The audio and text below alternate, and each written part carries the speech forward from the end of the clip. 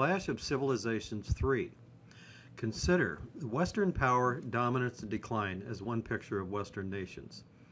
The West owns and operates the international banking system, controls all hard currencies, are the world's principal customer, provides the majority of the world's finished goods, dominates international capital markets, exerts considerable moral leadership within many societies, are capable of massive military intervention, controls the sea lanes, conducts most advanced technical research and development, controls the leading edge of technical education, dominates access to space, dominates the aerospace industry, dominates international communications, dominates the high-tech weapons industry.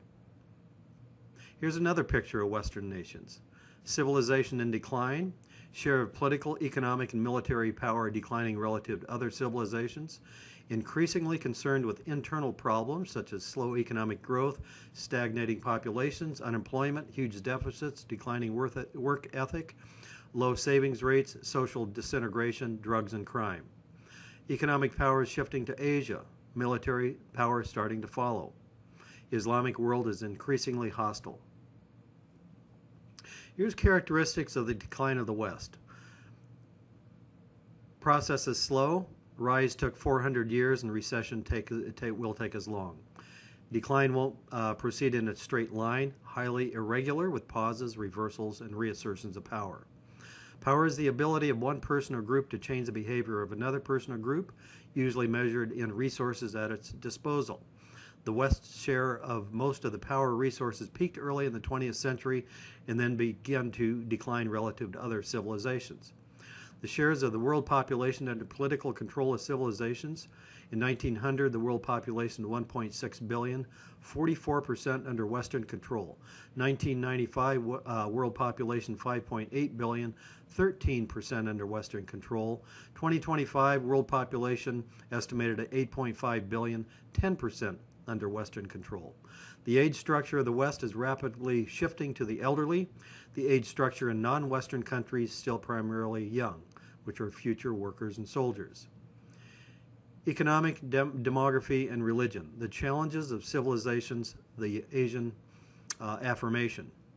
The economic development of East Asia is one of the most significant developments in the world in the second half of the 20th century. Japan, the Asian tigers, Hong Kong, Taiwan, South Korea, Singapore. China, India, Malaysia, Thailand, Indonesia, Philippines, Vietnam. The Chinese economy will become the world's largest in the 21st century.